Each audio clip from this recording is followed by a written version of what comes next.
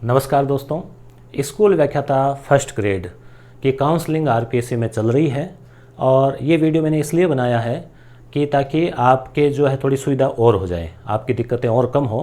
क्योंकि बायोलॉजी की काउंसलिंग हो गई थी, जीव विज्ञान की, तो हमसे ही अपने यूट्यूब चैनल से जुड़े हुए हैं करौली से मंचल मीणा।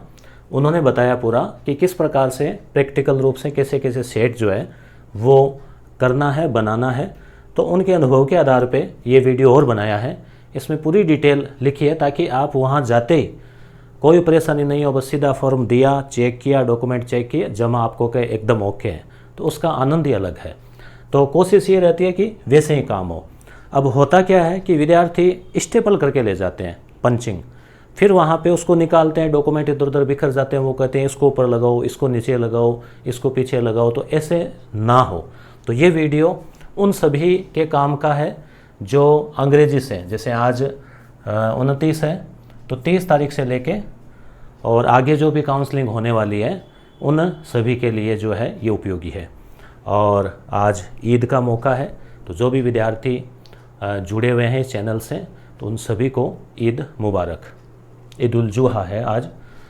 तो इसमें ये जितने भी आगे आने वाले ये काउंसलिंग है, उसके अलावा हिंदी की भी जारी नहीं की है, तो हिंदी की भी हो सकता है जल्दी जारी कर देंगे। तो अब हम बात करते हैं आगे के चीज़ों की। तो देखो, एक तो ये वहाँ आरपीएससी जो है वहाँ पे लगाया हुआ है, वहाँ पे चिपका रखा है। और फिर मैं आपको बताऊंगा कि कौन कौन से प्रमाण पत्र कैसे सेट करने हैं। इन्होंने देखो लिख रखा है कि काउंसलिंग के लिए दस्तावेज, तो एक तो है विस्तृत आवेदन पत्र 2 प्रतियों में और दस्तावेजों की स्व प्रमाणित प्रति 1 प्रति में। परिनिरीक्षा प्रपत्र जो है वो सबसे ऊपर सर्वप्रथम संलग्न करें। फिर मैं आपको बताऊंगा कैसे क्या करना है। फिर सेकेंडरी अंक तालिका, सीनियर सेकेंडरी अंक तालिका और प्रमाण पत्र, स्नातक प्रत्येक वर्ष की अंक तालिका, उपाधि, प्रोविजनल सर्टिफिकेट, उपाधि या प्रोविजनल, स्नातकोत्तर प्रत्येक वर्ष की अंक तालिका, उपाधि या प्रोविजनल, बीएड अंक तालिका, उपाधि या प्रोविजनल, अन्य शैक्षणिक योग्यता अंक तालिका, उपाधि, प्रोविजनल, जाति प्रमाण पत्र, एससी एसटी ओबीसी एमबीसी प्रमाण पत्र, जनरल का नहीं दे रखा है, मूल निवास, भूतपूर्व सैनिक संबंधी, पीपीओ, एनओसी, ईडब्ल्यूएस, विवाह पंजीयन, विशेष योग्यजन, विधवा परित्यक्ता के संबंध में वांछित दस्तावेज। यदि किसी अभ्यर्थी द्वारा माननीय न्यायालय में याचिका दायर की गई है तो उसमें निर्णय पारित हुआ है तो निर्णय की प्रति भी। तो अब ये तो वहाँ जो चिपका रखा है इस हिसाब से है कि उन्होंने बता रखा है निर्देश। अब आपको वहाँ करना क्या है, आपको वहाँ जैसे आप अंदर एंटर करेंगे तो वहाँ पर आपका आरपीएससी में जाते एक तरह से पास की तरह, मान लो आपका जो काउंसलिंग लेटर है जो आप आरपीएससी की साइट से डाउनलोड करते हैं, रोल नंबर वगैरह लगा कर लिंक पे क्लिक करके, तो आपका वो जो काउंसलिंग लेटर है, ये बायो के अनुभव के आधार पे पॉइंट मैंने नोट किए हैं, इनको आप शेयर भी कर देना उन विद्यार्थियों को, उन दोस्तों को जो भावी लेक्चरर हैं और जिनके काम आए वीडियो को या इस पीडीएफ को। ठीक है, ये जो डिटेल है वो। तो ऐसे सेट करने हैं डॉक्यूमेंट ताकि काम बने आसान इस क्रम में। तो सबसे पहले आपके पास जो काउंसलिंग लेटर है, ठीक है, जिसमें 4 पेज है, एक में तो है निर्देश, तो निर्देश को तो अलग रख लो, आपके पास रखो, पढ़ लो, अलग रखो। ठीक है, तो वो लीगल साइज़ में आएगा। लीगल साइज़ का मतलब थोड़ी सी बड़ी साइज़ आती है क्योंकि उसमें डिटेल ज़्यादा है, इसलिए बड़ी साइज़ वाला प्रिंट आउट जो है उस पर करवा ले। में छोटे पे करवाएंगे तो हो सकता है वो साइज़ या तो छोटी हो जाएगी, तो लीगल का कह रखा तो लीगल में करवा लो। ठीक है, उसका निर्देश वाला पेज हटा दो, पढ़कर अपने पास, पहली बात। दूसरी, काउंसलिंग लेटर का पहला पेज ऊपर अलग रखें और वह आपका गेट पास की तरह है। ऊपर जिसमें वो पेज है ना जिसमें आपका काउंटर नंबर लिखा हुआ है, उस काउंटर पे चले जाएं। 5-5 लोगों को बुलाते हैं और उनका व्यवहार बहुत ही अच्छा और सकारात्मक है। ऐसा नहीं है कि कोई कॉलम खाली रह गया तो आपको कहेंगे फॉर्म वापस फेंक देंगे या फिर कहेंगे कि ये क्या किया, ऐसा कुछ नहीं है। वो बता देते हैं कि यहाँ पे ये आएगा, ऐसे भरें, ऐसे भरें, क्योंकि वो भी शिक्षक है, गुरुजन है, विद्वान लोग हैं। तो उसे दिखाकर आप काउंटर पर चले जाएँ, पहले वाला पेज। फिर उसके पीछे 2 पेज है जिसके ऊपर लिखा रखा है प्रपत्र 1, प्रपत्र 2। जो काउंसलिंग लेटर है ना बड़े वाले साइज़ वाला, उस पर लिखा हुआ है प्रपत्र 1 और प्रपत्र 2। आप नोट करो, उस चीज़ को देखो। ठीक है, फिर आपको क्या करना है, फिर है पोस्टल ऑर्डर हाथ में अलग रखें, 50 रुपये वाला। पोस्टल ऑर्डर जो है ना उसको स्टेपल नहीं करना है और उसको चिपकाना भी नहीं, क्योंकि वो सीधा ले लेंगे, लाओ भाई पहले तो रुपए वाला काम इधर करो है। तो 50 रुपये देखो ज़्यादा नहीं है, तो 50 रुपये वाला पोस्टल ऑर्डर। फीस में अंतर वाला भी अगर पोस्टल ऑर्डर वहाँ ले रहे हैं और आपने छूट ली है, OBC, MBC, EWS उन्हीं के लिए है, SC ST के लिए नहीं है, जनरल के लिए नहीं है। तो उन्होंने 2.5 लाख से कम दिखा के छूट ली है, तो जो भी 100 रुपये का जितना भी बन रहा है एक्स्ट्रा 150 वो पोस्टल ऑर्डर भी आप साथ ले जाएं, ऊपर रखें अलग। और 50 वाला तो सभी के लिए अनिवार्य है ही, ये तो सबको ले जाना ही है, ये तो फीस है RPSC की, तो वो आप अलग रखें हाथ में, ठीक है। फिर अगली बात इसमें कि पोस्टल ऑर्डर के ऊपर सामने जो साइड है तो ऊपर लिखा हुआ है तो उसमें सचिव लिख दें, और नीचे उसमें डाकघर में लिख दें सचिव RPSC, और नीचे डाकघर में लिख दें अजमेर।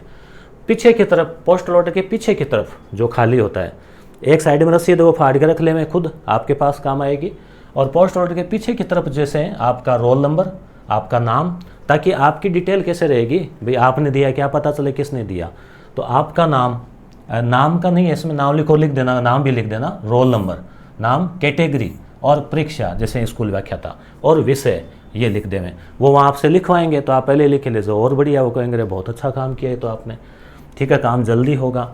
सभी डॉक्यूमेंट को घर से स्टेपल या आलपिन ना करें, उसके बजाय आप सुआ व धागे से, जिसे कहते हैं नथी करना, फाइल वाली डोरी, देखो मैं आपको डोरी दिखा देता हूँ, जरूरी नहीं है कि वो कहेंगे इसी डोरी से, आप चाहो तो आपने घर में ना गूदड़ाना डोरा वो भी ले जाना, मजबूत धागा हो कहने का मतलब। और सुआ जानते होंगे, जैसे सुई होती है ना, तो उसी तरह से सुआ होता है।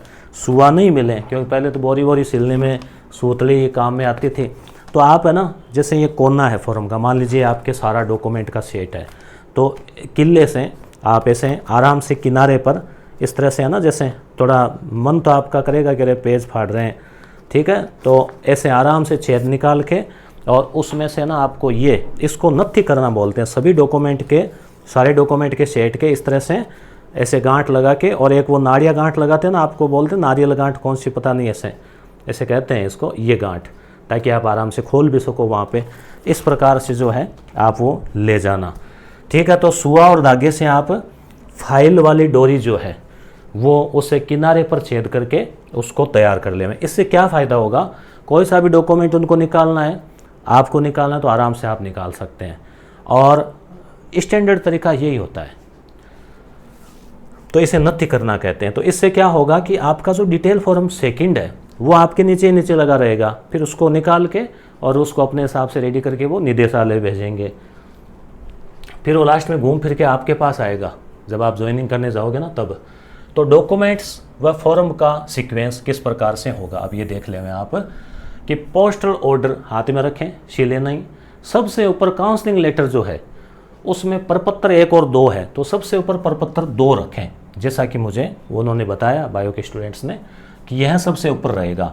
और उस डिटेल में भी लिखा हुआ है, अभी अभी हमने देखा जो RPSC के वहाँ वो लगा रखी थी वो, तो प्रपत्र 2 सबसे ऊपर, उसके नीचे प्रपत्र 1, कौन सा, वो लीगल पेज में जो काउंसलिंग लेटर है वो। निर्देश तो अपने पास रख लें, वो ऊपर वाला जो गेट पास की तरह वो शायद मेरे ख्याल से खुला लेंगे, क्या करेंगे वो आप देख लेना। फिर डिटेल फॉर्म में अटेस्टेशन, पूरा जो डिटेल फॉर्म है अंग्रेजी में अटेस्टेशन है A4 साइज में, वो A4 में आएगा, A4 में निकालते हैं सभी, वो हो गया। यानी ऊपर प्रपत्र 2 प्रपत्र 1 हो गया, फिर उसके नीचे हो गया अटेस्टेशन, वो पूरा डिटेल फॉर्म और अटेस्टेशन फॉर्म का एक सेट, ठीक है। उसके नीचे आपके सारे डॉक्यूमेंट स्व हस्ताक्षरित, आपके सभी डॉक्यूमेंट, मतलब 10वीं 12वीं BA MA B.Ed मूल जाति चरित्र विवाह है शपथ पत्र, जितने भी जो कुछ भी है वो सारे के सारे कॉपी का एक सेट ले जाना आपको। तो एक सेट हो गया उसके नीचे। फिर उसके नीचे आपको करना है डिटेल फॉर्म का दूसरा वाला सेट। डिटेल फॉर्म का दूसरा वाला जो सेट है, यानी 2 सेट तैयार करने ना डिटेल फॉर्म के, A4 साइज वाले में अटेस्टेशन वगैरह। अटेस्टेशन आप एक ही राजपत्रित से साइन करवा सकते हैं, मगर कॉपी उनकी सबकी 2 तैयार करनी है पूरी, तो वो सबसे नीचे।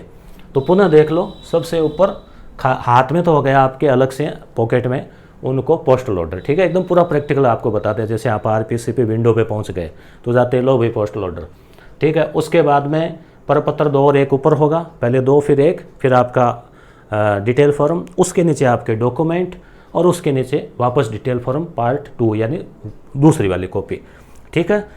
अंतिम रेगुलर संस्था की डिग्री, जैसे आप करते हैं B.Ed की या आपने MA किया, रेगुलर जो भी किया, उसका जो चरित्र प्रमाण पत्र है, कई विद्यार्थी भूल से उसको ओरिजिनली दे देते हैं, फिर दोबारा कहीं आपका और आ गया मान लो कॉलेज लेक्चर में और में, तब आप कहाँ से लाओगे? तो उसकी फ़ोटोकॉपी देनी है, ना कि ओरिजिनल। कौन सा? जो चरित्र वो। उसके अलावा 2 चरित्र और मांग रहे हैं, मतलब उन्होंने लिए, जैसा बताया उन्होंने कि उन्होंने ले लिए थे, दिए। तो अब कई बार क्या होता है, कोई कहे नहीं हमने तो नहीं दिए, हमसे तो नहीं लिए, तो कई बार उनका ध्यान नहीं जाता है, तो पड़ा है। कई बार वो दोबारा मांग भी लेते हैं आपसे और कई बार नहीं भी मांगते हैं। और फिर उन विंडो पर जो बैठे हैं उनके भी अलग अलग है, कोई जैसे बहुत सख्ताई से, कोई थोड़ा सा हल्के से, कोई इजी मूड से, तो अलग अलग थोड़ा उनका भी अनुभव होता है। तो उस हिसाब से कई बार वो मान लो आपके नाम में स्पेस है, स्पेस का अंतर है, मान लो एक में स्पेस नहीं है और एक में स्पेस है, ठीक है, जैसे मूड़ा राम स्पेस है और एक कंटिन्यू मूड़ा राम, तो कई बार उस चीज़ को भी गौर कर लिया, तो कर लिया कि ये अलग कैसे लाओ, शपथ पत्र लाओ। और कई बार वो गौर नहीं करते, कई बार करते सर चल जाएगा कुछ नहीं। तो हालांकि आपके कहने से नहीं होगा, पर उनके अगर लगता है चल जाएगा तो चल जाएगा। तो छोटी मोटी चीज़ों को कई बार वो माइनर मिस्टेक निकाल देते हैं, कई बार नहीं निकालते।